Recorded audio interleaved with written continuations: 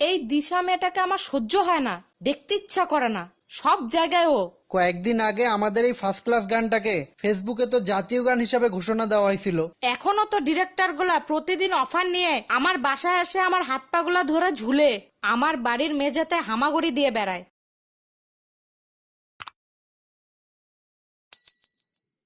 এই বছরের সেরা সিনেমার সাথে সাথে সেরা গানটাও দিয়ে দিলাম। এখন অলিতে গলিতে চায়ের দোকানে যেখানেই যাবেন আমার হিট গানটাই শুনবেন।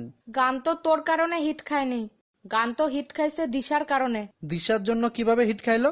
এই গানটার জন্য আমি কত কষ্ট করছি, মোটরসাইকেল নিয়ে আগুনের মধ্যে দিয়ে উড়াই গেছি, আর দিশা 2 টাকার নাচ নাচে সব ক্রেডিট নিয়ে যাবে।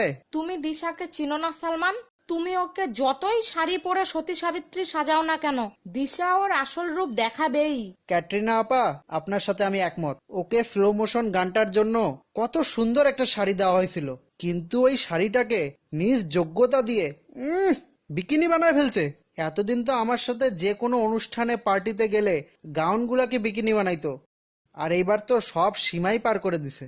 দুইটা নতুন মেয়ে পাইছো না, এখন তো আর আমাকে ভালো লাগবে না। যাকে দেখতে নারী তার চলন বাঁকা, তাই না? দুইটা মেয়েকে নাচায়ও তো তোর সিনেমার একটা গানও হিট করতে পারিসনি। আর আমার এত সুন্দর একটা হিট গানের ভুল ধরতে আসছিস, তাই না? কেন রে টাইগার, তুই বাচ্চা মেয়েটার পিছনে লাগছিস কেন? এমনিতে তো তোর কারণে ও অনেক কষ্টে আছে। ওই কষ্ট ভুলানোর জন্য ওকে স্লো মোশন গানটাতে একটু সুযোগ দিলাম। যেই গান হিট হয়েছে সেই ওর পিছনে আসে লাগা শুরু করছিস। এই দিশা মেয়েটাকে আমার সহ্য হয় না, দেখতে ইচ্ছা করে না, সব জায়গায় ও।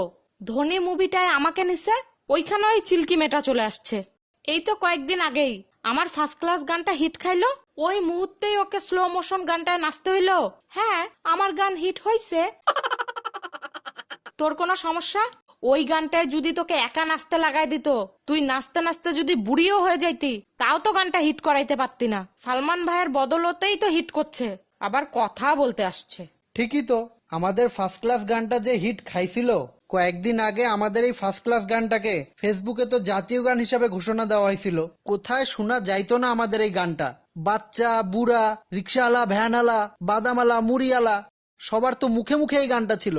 আমি ডিরেক্টরকে কতবার করে বললাম এই আইটেম সংটাতে আমি নাচি। আমি যদি ফার্স্ট ক্লাস গানটায় একবার নাচতাম, এরপর দিশা যদি স্লো মোশন গানটায় সব খুলেও নাচতো, তাও ওর দিকে কেউ ফিরেও তাকাইতো না। তুই একটা বুড়ি হয়ে বাচ্চা মেয়ের সাথে কম্পিটিশন করতেছিস? তুই জুহিকে দেখ, তুই রাবিনাকে দেখ, বুড়া দাদুগুলোর হাত ধরে ঘুরে বেড়াচ্ছে। তুই যায় ওদের সাথে কম্পিটিশন কর। কম্পিটিশন করব না কেন? এই তো কয়েকদিন আগেই রণবীরের সাথে আমি ঘাগরা নাচটা দিলাম, এখন পর্যন্ত ঘাগরা গানটা জনপ্রিয়তা কমেনি। হইছে, বুড়ি বয়সে বেশি উড়িও না। এই বয়সে নাচতে যায় হাড়গোড় ভাঙে, একবার যদি বিছনাত পড়ো তখন সারা জীবন কিন্তু বিছানায় শুয়ে শুয়ে দিশার নাচই দেখা লাগবে। তুই মাধুরীকে বুড়ি বললি ঠিক আছে, তুই আমাকে বুড়ি বললি কেন? এই বুড়াটার জন্য হাসপাতাল আর বাড়ি করতে করতে আমার দিনগুলা পার হচ্ছে। না হলে আমার মধ্যে কোন প্রতিভা আছে তুই জানিস না? এখনো তো ডিরেক্টর গুলা প্রতিদিন অফার নিয়ে আমার বাসায় এসে আমার হাত পা গুলা ধরে ঝুলে আমার বাড়ির মেঝেতে হামাগুড়ি দিয়ে বেড়ায়। ওরে বাবা, 25 বছরের কচি খুকিটা আবার খেপিছে। সালমান, তোর বকবকানি বন্ধ কর, নাহলে তোর মাথায় যখন তখন ঠাডা পড়লো।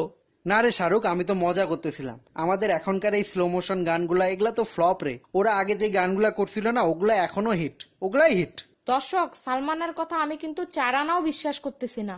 আপনারাই কমেন্ট বক্সে জানান, এদের এই লাফানি চুলকানি গানগুলা হিট নাকি আমার আলিফ লায়লা আমলের গানগুলা হিট? আপনারা এখনই জানান।